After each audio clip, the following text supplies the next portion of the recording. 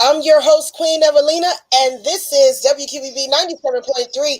It's 9 o'clock hour, so y'all know what time it is. That means we got another exclusive interview for you guys. Today, I'm going to be talking to one of the most notorious digital activists on TikTok today, on Instagram today, on YouTube today. She goes by the name Abstruce Dara. Okay, make sure you check her out on YouTube.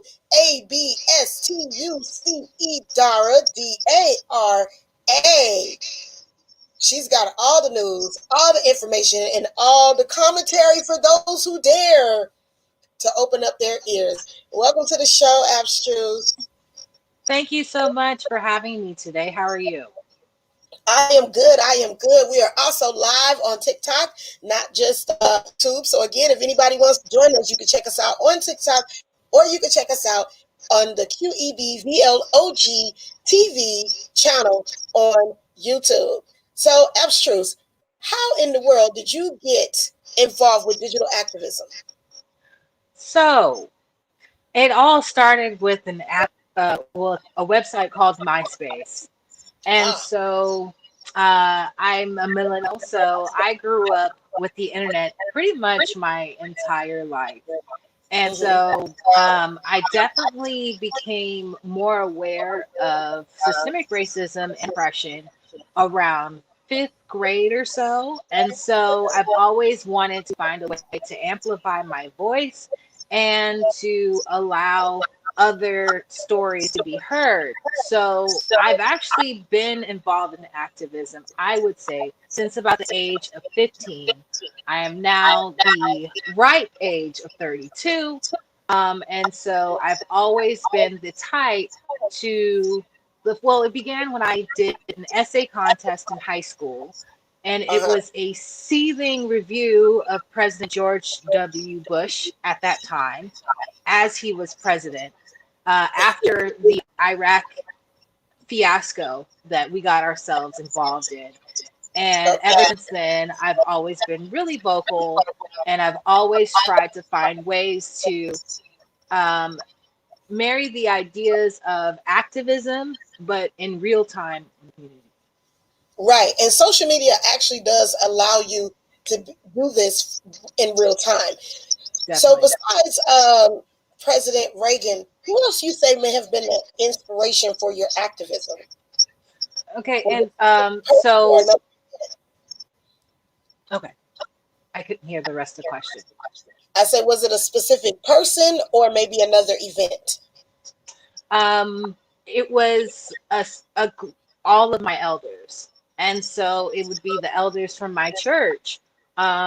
Growing up, Pentecostal Church of God in Christ, I definitely had a lot of elders who were active in their communities and active during one of the most heightened times during our nation's history.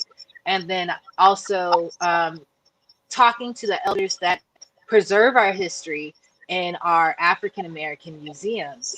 Um, every community I go to the African American museums, and I make sure I ingratiate myself with those elders to hear more about our collective history. So definitely people older than me, old enough to be my grandparents, inspired me to do more and to be more. Ah, awesome. So, what other unique experiences have you had on this journey? I mean, once everything happened with George Floyd, I would say social activism became pop culture. Can you share a unique story with us on your journey Def- as an activist? yes, definitely. George Floyd has definitely been a catalyst for a lot of consciousness during these times. However, I think activism has always been my thing. I used to backpack to different countries in the name of justice. And so I've been to places in South America, Central America. I've been in Europe specifically for the heightened consciousness to be able to help those that are there on the ground. And so, for example, when I was in Ecuador, I actually protested with the indigenous people there as their government sold their property to a Chinese conglomerate, Oh wow. which was their sacred land in the Amazon. Yeah.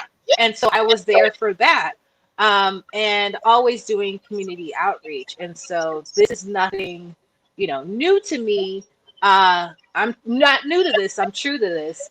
And Okay. especially, I'm a anti-war proponent as well.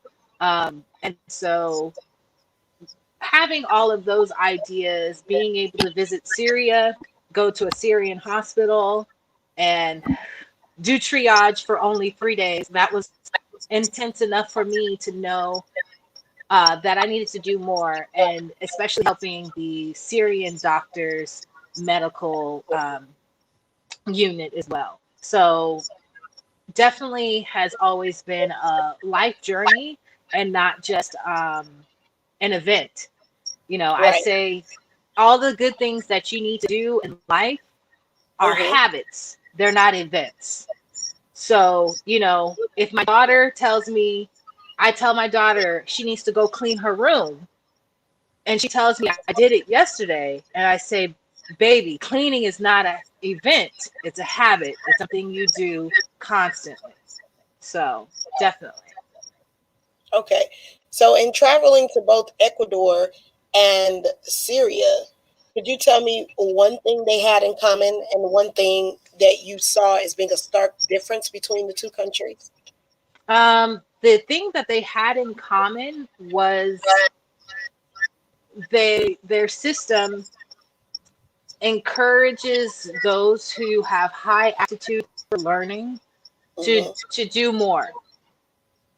And so, whereas like the United States system, they just want you to pay to play. There, they will pay if they see the potential for you to contribute to their society. Okay. Um, the the main difference there was obviously religious implications, and so Syria is mainly a Islamic country, Right. and Ecuador is mainly Christian offsets or Catholicism. So those are the main differences. Hmm. So, in one being Christian and one being um, of the Islamic faith, both countries had social strife. Both countries Definitely, had some form of an outrage from the commoners. definitely. Interesting, interesting, interesting. Now, how would you contrast these two countries with America? Do you feel some of the social practices that we have here are better or worse? Because we're Uh, sold this idea that, America is the land of opportunity. But given that our own government played us like a baby mama or a side chick by only giving us $600 in our last right, stimulus after going through right. a global pandemic, it's like, I don't know if America is the land of opportunity anymore. Well, I don't know if we can definitely. still bring ourselves like that.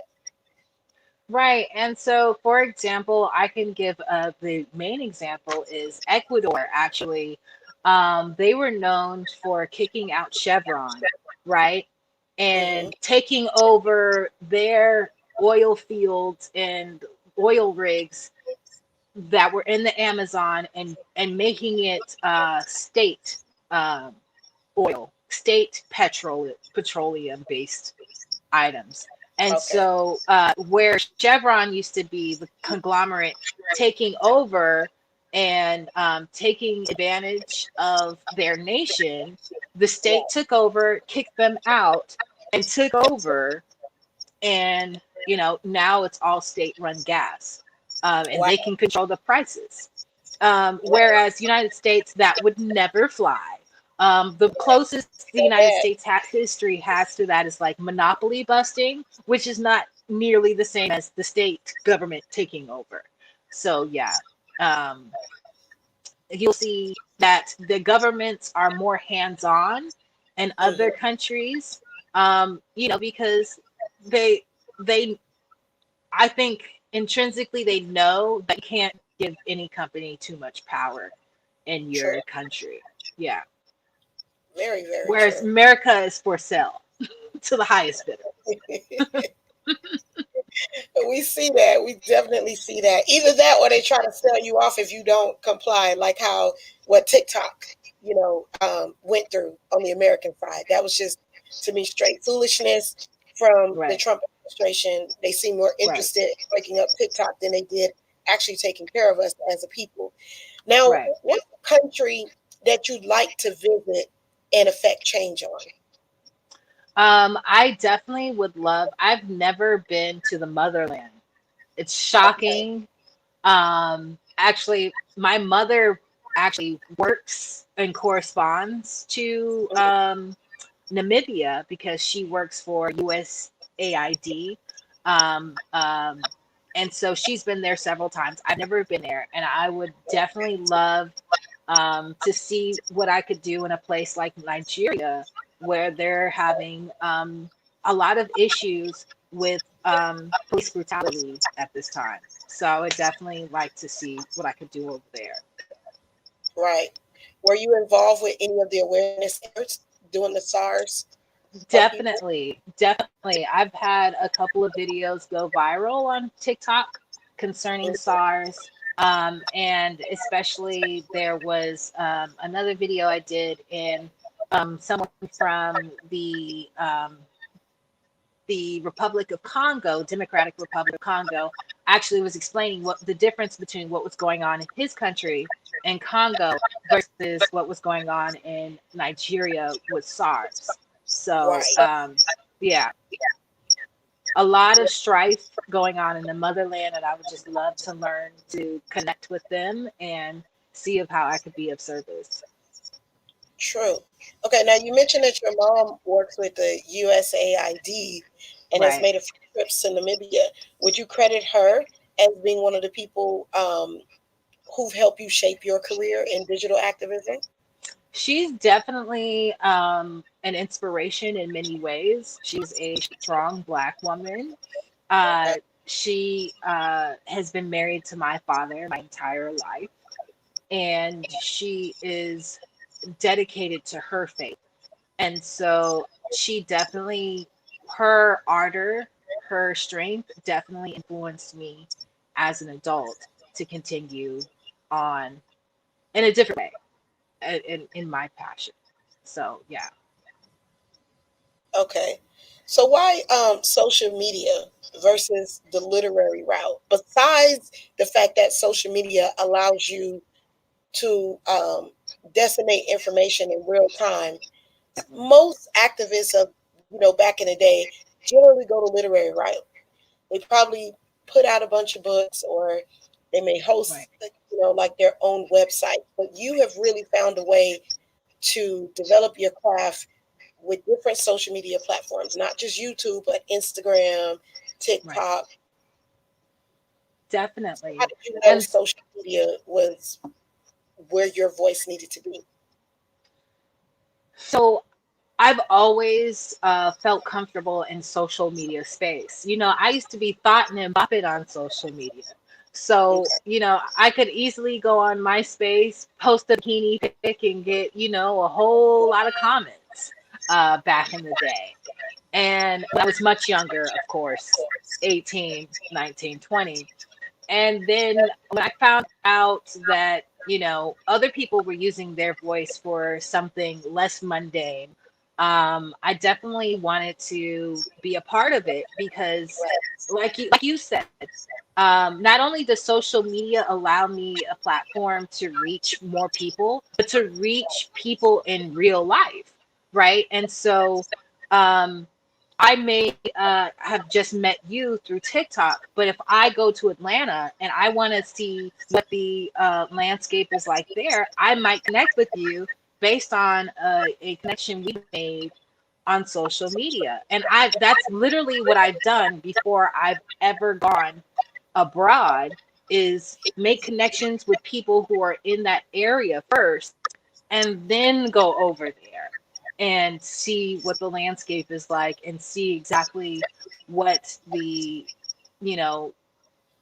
entire climate of that area is. So yeah. Okay. Well, you've worked on a number of causes abroad. Do you find that social media has also been a great way for you connecting with other people in other countries? Because with me having a journalism background, sometimes if you're going to go into another country, they always tell you to connect with like a local guide. Right, What has right. that experience been like for you? Were you scared or were you worried? Um, Because some of these places I are scary. right. I'm 5'10", and you know, I tend to not. I'm not saying my size wards off people automatically, but Mhm. I have this. I think I have an aura of this distance kind of connectability. And so on one hand, I look like I might fight you, and on the other hand, I can ingratiate myself to anyone. And so Right. I think I have that balance, and I don't come off with the typical American ego. A lot of people from the United States, when we travel, we carry this ego with us that, a lot of other places look down upon. And so I'm kind of aware of that, and I approach things humbly. But when I need to turn up, I turn up, at the same time. Sometimes the turn up is necessary, so they kind of know who they're dealing with. But I definitely learned to connect with the people there, and I learned the you know actually knew more Spanish because I'm from Southern California, and so I knew enough Spanish to get around. It got really honed in when I was living there for a few years. But if I go anywhere where I don't know the language specifically, I learn key phrases and make sure that when I get there, I know somebody there.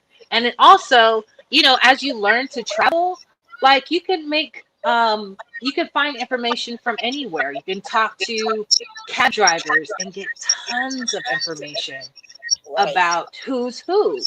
And so there's so many ways that you can connect with people and learn about their areas without necessarily having to do just internet social media things. You can talk to a concierge, you can talk to several people, you can go to your embassy. United States Very, very Embassy true. is in almost every country. And so Right. that's the first thing I do. I go to United States Embassy of any country I'm at, and I say, "Hey, I'm checking in. I'm here. If you don't hear from me in another couple weeks, you look for me." That's what I do. Um, Right. Even as a black woman, considering how they treat us here in the United States, because when you're out there, you're not just an American citizen, you're also a black woman. Have you found that challenging at all? And getting the work? oh, I have a story for you about that. I have a Oh, story for you about that. tell it, Um, tell it. so in Ecuador, it is legal. Prostitution is legal. If you're Okay. over the age of 18, I believe you have to get checked every 6 weeks Uh-huh. um, for, STIs. And Right. so I was at a restaurant with a Russian guy, and clearly, you know, I was speaking in Spanish to the waiter, but everybody was looking down on me because they thought I was, getting tricked on by John. And because a lot of the sisters in Quito, that's the capital of Ecuador, are into prostitution. A lot of the pretty sisters, they assume that they are prostitutes. There are several of them there. And uh, it was funny because these other tourists who were also patrons of the restaurant were saying just derogatory things about me in English.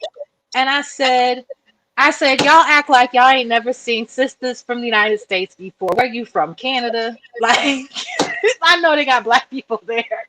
And so they looked embarrassed because here they were assuming because I was pretty and I was black and I was speaking in Spanish that I was a prostitute. And I wasn't. And not that I'm looking down on sex workers because, honey, ain't nobody paying your bills but you. And ain't nobody going to take care of your family but you. I'm not looking down on sex workers. I'm saying they assumed I was a sex worker because I was black. And so, yeah, that happens. You know, the other there's a lot of things that happen because you're black and they're making assumptions, but for the most part, I got compliments, I got good things said to me. It wasn't completely negative. I've had more negative things said about me in the United States, to be Right. honest, but we're gonna save that for another time. Online. Now you see your face online, they go in. The internet has like zero chill. So now, Right. how do you not burn out? Because obviously, when you take on a role to be an activist, in some cases, you also make yourself a target. So, how do you Definitely. not burn out and stay focused with keeping your eye on the prize? I mean, it's tough, right? Because I had a Twitter following of about 63,000 people, and it got banned. It got permanently banned like 4 years ago, because I put racist on blast. I said this person's a racist. What they said. Here's where they work. I did that, and doxing before it was a thing. Wow. Um, I did that a couple of times, and I got permanently like banned. And so when things like that happen, Right. um, it gets really discouraging because you start all over again. It took you that long to amass that much following, and then you start all over again. And to anybody that's into social media, that's like, it feels like a death when you build something up like that and then it gets taken down. I can And totally relate. I can totally right, relate. That's just the same as, getting your following taken away from you after you put all that time and energy to build up your voice. It's just the right, same as having your following stalled or being shadow banned on TikTok. So we all know definitely. how that works. They Right, say freedom of speech, they say democracy, but they only really like you when you stand what they think, what they want you to say that fits, their agenda and propaganda. So what kind of definitely. so if someone wanted to get on the path of digital activism, give me 3 tips on how they should get started. Well, first of all, you got to be true to yourself and true to the cause that you are pursuing. A lot of times, you'll see people they're merely acting, which is entertaining, but it's not True, sincere. very Um, much. Number two is to start formulating real solutions. And so, no, you're not going to be able to attack the system all at once. But even so much as you talking about something, if you connect with people who are in the area where you're speaking of, make Right. those connections, ask them how you can help. Uh, you know, Capitalism, global economy, one of the best things you can do is to donate or attract donors. And so, being able to get that link to the GoFundMe or the link to their Cash App, um, I know a lot of times we're afraid of being scammed, but as long as you do your due diligence, um, everything should work out. And basically, number three is to research. Make sure what you're saying is true and not just on the trend train, because a lot of people will hop on the trend train and then they have egg on their face because they didn't do the research first. Hello. So yeah, so look before you jump. So let's recap them 3 tips. If I'm Okay. hearing this correct, Okay. so in Abstruce Dar's own words, Yes. the 3 best tips for getting into digital activism would be 1, authenticity, 2, Definitely. follow through, and Right. 3, research, research, research. Definitely. Okay, cool, cool, cool. Now, what's a life lesson you'd like to leave the viewers with? Or I should say a life quote you'd like to leave the viewers with? Hmm. That's a good one. And so the life, I think I'll go with life lesson. You gave me an option. Okay. um, All right. Okay. you said or, so I'm gonna go with Okay. the option. Um, Okay. I think a life lesson that we can all have is that we need to make genuine connections to do something and not just say something. Oh, okay. I feel that. I feel Right. that. I totally feel that. Yeah, we have a saying. We have something similar like that in Miami. We say, we want to make relationships, not moments. That's right. That's So right. I got you. And where can we find you? Once again, let the people know where they can find you at. Okay, so on TikTok, you find me at Abstruce13. Mm-hmm. On Instagram, you can find me at Abstrucita is a bad senorita. If you wanna, you can see her. No, I'm kidding. Abstrucita. So drop the E on here and then add an ITA. You'll find me. And then I'm no longer on Facebook. They banned me too many times. I'm over it. Um, and on YouTube, I am Abstruse, last name Dara, Dara. And All that's right. it. All right, you guys. You've been listening to WQEB 97.3 with the Queen Evelina, aka DJ Goldilocks. We're here Monday through Friday at 8 p.m. with the live show. If you happen to catch us at 9 o'clock when we're live on YouTube and live on TikTok, we have exclusive interviews from some of the most interesting people to date. Make sure you tune in, you keep up with us, and don't forget to check out our website at